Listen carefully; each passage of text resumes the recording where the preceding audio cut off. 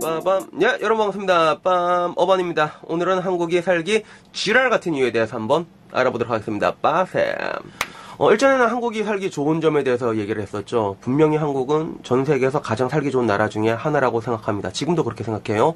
더더군다나 이제 그게 한국전쟁 이후에 아무것도 없었던 그 핫바리 중에 핫바리 나라가 세계 11위권 경제대국으로 성장한 것 자체가 이게 진짜 기적 중에 기적이거든요.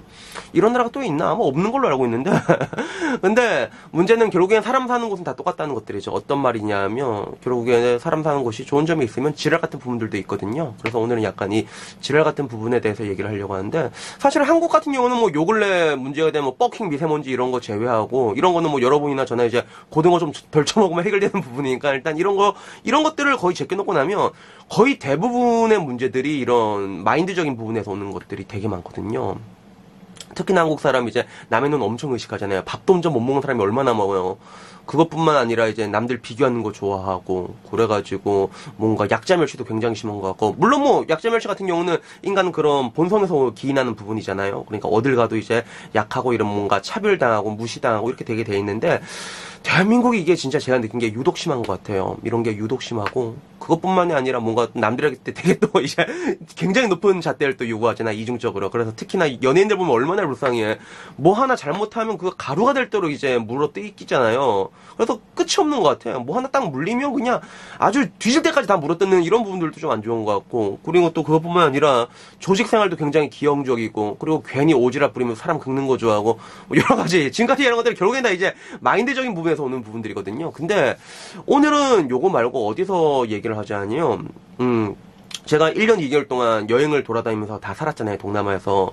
그래서 거기 살다 보면 저 같은 경우는 특히나 입이 짧거든요. 진짜 완전 퍼킹 김치맨이라서 거진 한식집에서 맨날 살아요, 저는. 그러면 처음에는 한식집에 이제 사람들이 보면 여행객들이 많으니까 아, 저 불쌍한 너 혼자 여행 와서 혼자 밥 처먹었구나 이렇게 생각을 하는데, 맨날 와서 김치찌개를 처먹고 있거든. 그게 하루, 이틀, 3일, 일주일, 길게는 몇 달까지 먹으니까 자연스럽게 그 사장님들이랑 이렇게 야부를 털게 되거든요. 그러면 오래 있으시네요.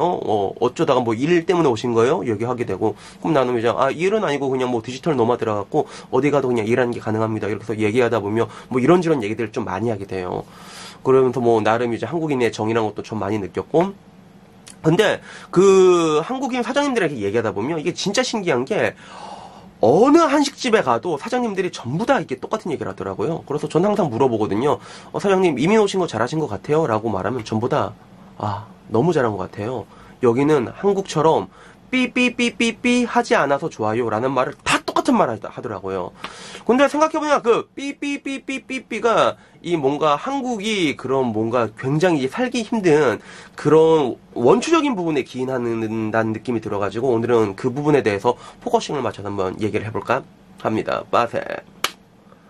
여기는 한국처럼 치열하지 않아서 좋아요란 말을 전부 다 똑같이 하시더라고요.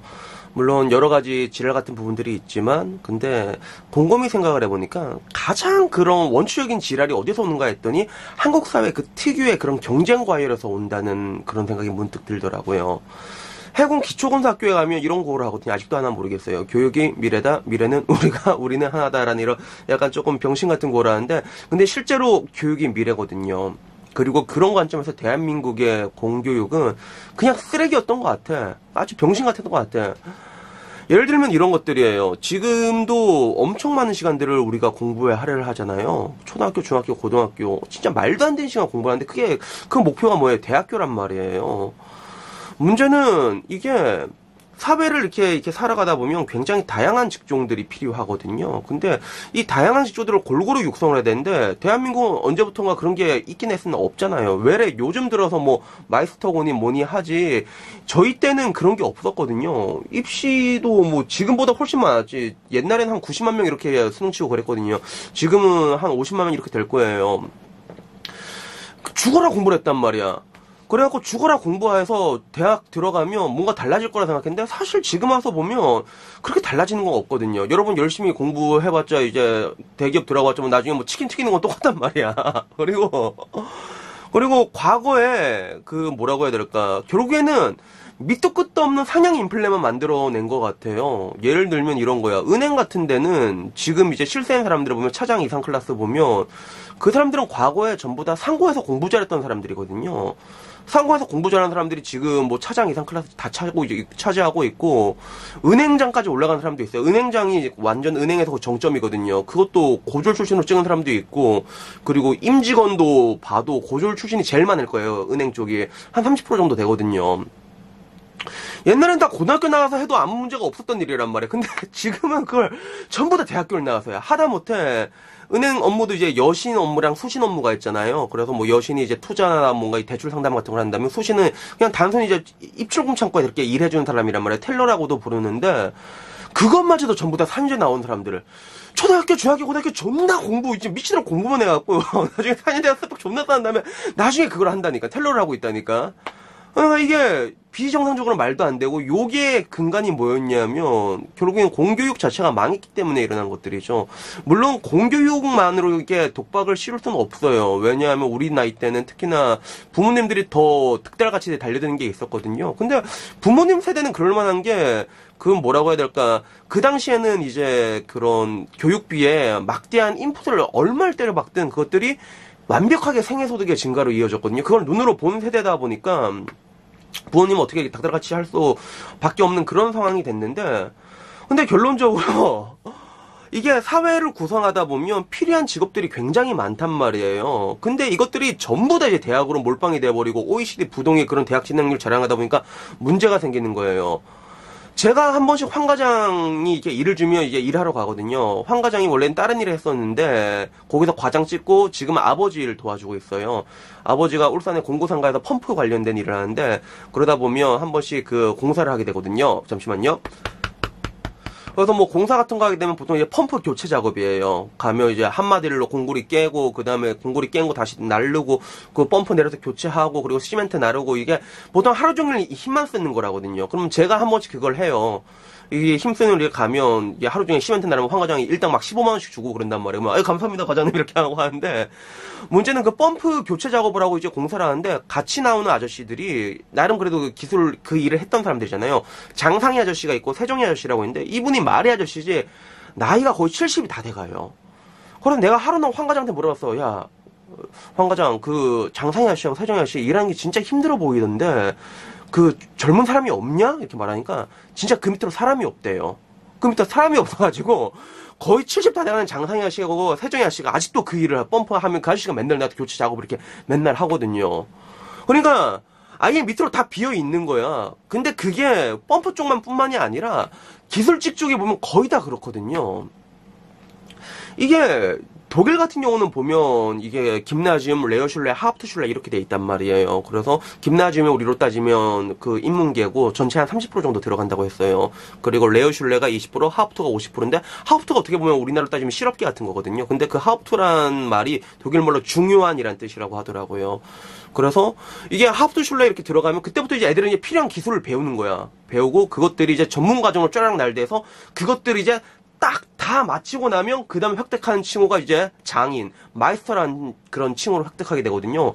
그래서 마이스터도 독일 내는 그 제도가 되게 다양하게 돼서 한 200개 정도가 된다고 하더라고요. 그래서 각자 그런 식으로 이제 뭐 이게 취업 노선 뛰어는 사람 적극적으로 뛰어노는데, 대한민국은 그런 게 뭐가 있냐고요. 하다못해 실업계를 들어가서 전부 다 이제 뭐 일을 하러 들어가는 게 아니라 전부 다 대학을 가지 않은 실업계를 가더라도, 근데 문제는 이제 대학 가서 이렇게 나와서 결국엔 하는 일이 옛날에 고등학교 마치고 나서 한 일을 그대로 한단 말이야. 옛날에 공무원들 막 이제 보면 이제 지방직 공무원 보면 거짓나 고졸 나와서 했던 사람도 엄청 많아요. 그리고 뭐 아까 말했던 은행도 마찬가지고, 옛날에 고등학교 마치고 나왔던 일들은 지금은 뻔히 대학교를 들어가서 한다는 것들이죠. 대학교 졸업하고 이 엄청난 스펙을 마치고 나서 하는 이런 말도 안 되는 일을 벌어지고 있다는 것들이죠.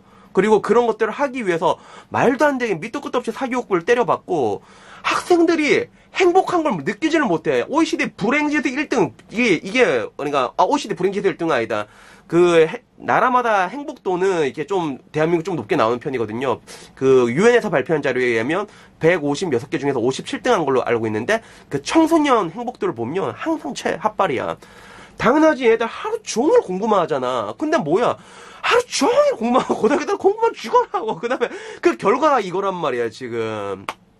여기에 대해서 저는 분명히 가장 큰 책임을 묻는다면 썩어 빠진 공교육에 있다고 보거든요. 지금처럼 와서 이게 마이스터고에서 이렇게 지금은 마이스터고니 뭐니 해서 이렇게 취업의 문을 엄청 넓혀놓고 있잖아요. 그리고 마이스터고 이렇게 대충 보니까 한 졸업자 중에 절반 정도가 대기업이랑 공기업에 들어가더라고요. 막 한국 뭐 수자력 막 이런 쪽으로 들어가더라고. 한전 들어가고. 그거를 근데 이게 지금부터 이게 늘리고 있는데 그걸 옛날부터 그렇게 했어야죠. 그거를 당연히 옛날부터 거기에 필요한 인재들을 집중적으로 양성을 시켜갖고 그런 식으로 이게 딱딱딱 넣어가지고 진짜 고등학교 졸업을 해도 이 거친 세상에 이제 다리 딱 뿌리 박고 사는 게 아무런 문제가 없다는 것들을 이제 인식을 시켜줘야 되는데 그런 것들이 없고 지금 와서 경쟁과를 다 만들고 나서 그리고 지금 와서 이제 뭐 이제 고졸 그런 채용 늘리고 있잖아. 그러면 어떻게 돼? 서울대, 연대, 고대 들어가서 구급공무원 신 세상인데 그 사람들이 진짜 공부해서 구급공무원 들어갔는데 그 밑으로 이제 고등학교 졸업한 애들 다 들어와 봐. 그러면 또 존나 갈굴 거 아니야. 나라도 갈구겠다 그거. 제 주변에 국제 결혼을 하는 사람은 그렇게 많지는 않거든요. 근데 이 사람들이 전부 다 공통적으로 고민하는 부분이 뭐냐면 한국을 뜰까 말까로 엄청 고민을 해요. 어떻게 보면 나도 그렇고 여러분도 그렇고 이 경쟁사회의 부산물이지만 우리 자녀들한테는 그런 걸 물려주기가 싫다는 것들이죠. 그래서 결국엔 일본 넘어간 사람이 있거든요. 뭐 따지고 보면 일본은 경쟁이 엄청 심하긴 심해요. 일본 같은 경우도 뭔가 조직사회 기형적인 건 똑같거든 우리나라랑. 그럼 어떻게 보면 우리나라에 일본 안 좋은 거 잘 배워온단 말이야. 근데 왜 좋은 거는 안 배운지 모르겠어. 좋은 거 정말 좋은 것들 많은데 좋은 것들은 안 배우는 것 같아. AV나 이런 것들 야동 같은 거 되게 좋은데 이런 건 안 배우고. 여튼간에 앞으로 제 생각은 그래요. 이런 과거에 그런 엄청난 경쟁이라는 게 지금 앞으로는 조금씩 덜해질 거라고 보고 있거든요. 뭐 지금 와서 정부에서 마이스터고라던가 이제 뭐 고졸 채용 확대 이런 것들도 있지만 그것보단 더 큰 게 뭐냐면 이제는 사람들이 알아요. 과거랑 달리 그런 뭔가 사교육이나 이런 데 막대한 인풋을 꼽는다고 이게 아웃풋으로 연결되지 않는다는 걸 사람들이 알거든요. 그래서 요새는 보면 막 고등학교 들어가자마자 사드론 써가지고 구급 시험 준비하는 애들도 있잖아 요새는. 그래서 이런 식으로 이제 세상이 앞으로 변할 건데 저는 근데 개인적으로 또 이것 말고도 가장 짜증나는 게 뭐냐면 개인적으로 노동의 가치를 비웃더라고요. 성실하게 일한 사람이 자기가 성실하게 일한 것들에 대해서 부끄러워하는 그런 사회가 형성이 돼서 대한민국은 특히나 이게 또 자꾸 또 일본 얘기해서 미안한데 일본은 그래 저 같은 거 되게 많은데 일본 가면 그런 게 있다고 해요. 그 일본식 훈육 방법이라고도 하는데 굳이 가장이 훌륭한 일을 하지 않더라도 가장으로서 최소한의 존중은 받거든요. 애들한테 설명을 해준다. 아빠가 어떤 일을 하고 지금 아빠가 이렇게 일을 해서 우리가 이렇게 있는 거야. 여기에 대해서 엄마가 이렇게 애들한테 가르쳐준다고 하더라고요. 난 태어나서 우리 아빠가 뭐 그런 일 하는데 엄마한테 들은 적이 한 번도 없고 아마 여러분들도 마찬가지일 거거든요. 뭐 그러다 보니까 지금 와서 왜 그런 것 같아. 뭔가 엄청나게 훌륭한 일이 아니더라면 그거 자체를 부끄러워하잖아. 돈을 성실하게 벌면서도 200이라면 200충이라고 욕하고 300이라면 300충이라고 욕하고 난 또 어떤 사람은 우리 애비가 800충인데 이렇게 말한 것도 당당했던 것도 봤거든요. 그러니까 적어도 그랬으면 좋겠어. 예전에 김재동 씨가 그랬잖아요. 그 국회의장 망치랑 판사의 망치랑 뭐 목소의 망치 그 동등해져야 된단 말인데 사실 이 세계가 동등해져야 되는 건 말이 안 되고 그냥 목소의 망치든 국회의원 망치든 뭐 어떤 망치든 그냥 뭐 똑같이 행복해질 권리는 있잖아. 우리가 뭐 성실하게 일하면 거기에 대해서 부끄러워할 필요는 없다고 봐. 근데 지금 와서 이제 그런 것들조차 부끄러워야 되는 그런 분위기가 형성이 돼 있다는 게 저는 이게 굉장히 못마땅하거든요. 여러분 혹시 그런 댓글 본 적 있어요? 그래서 저는 자주 달아요. 그래서 그런 말도 안 되는 댓글들을 보면 저는 항상 달거든요. 당신은 평생 그따위로 살 거예요. 그러다가 뒤질 때쯤 후회할 거라고 달아놓거든. 근데 그 한마디 그냥 딱 달아놓으면 좀 약간 저는 이게 댓글 같은 좀 정중하게 다는 편이거든요. 그러면 진짜 노발대발 한단 말이야. 그래서 지는 맨날 말도 안 되는 헛소리 존내놓고 이런 애들 특징이 한마디 들으면 그때면 진짜 열받아갖고 날 밑도 끝 없이 따라다니면서 나한테 욕하거든. 그러고 지금 와서 보면 뭐 여러 가지 일들이 있지만 우리들이 방관한 책임도 굉장히 크다는 것들이에요. 이 사회가 이 꼬라지가 된 거에 대해서는 방관하지 말고 묵인하지 말고 저는 그랬으면 좋겠어요. 앞으로 우리 새끼들이나 우리 자식들한테는 좀 더 아름다운 세상을 물려줘야 되지 않겠습니까? 그래서 마음대로 야동 볼 수 있는 사회 이런 거 그리고 성실하게 이게 일하고 그거 당당하게 말씀 그 정도 사회가 가장 기본적인 거 아니냐고. 그래서 이런 것들을 우리가 물려주기 위해서는 아까 말한 것처럼 그런 말도 안 되는 이렇게 댓글 쓴 애들 있잖아. 이걸 좀 공부해야 될 필요성이 있다고 봐요. 괜히 막 블랙핑크 제니 막 손나은 이런 애들 가서 공부지 말고 그런 이게 정신 나간 애들 있잖아. 하루 종일 벽에 똥칠하고 다니는 애들 인터넷에서 그런 애들을 우리가 좀 이제 힘을 모아서 공부고 나면 조금 더 나아지지 않을까 그런 생각을 가지게 됩니다. 그래서 오늘은 여기까지 얘기했고요. 다음에는 이제 좀 더 좋은 얘기로 찾아뵙도록 하겠습니다. 이상입니다.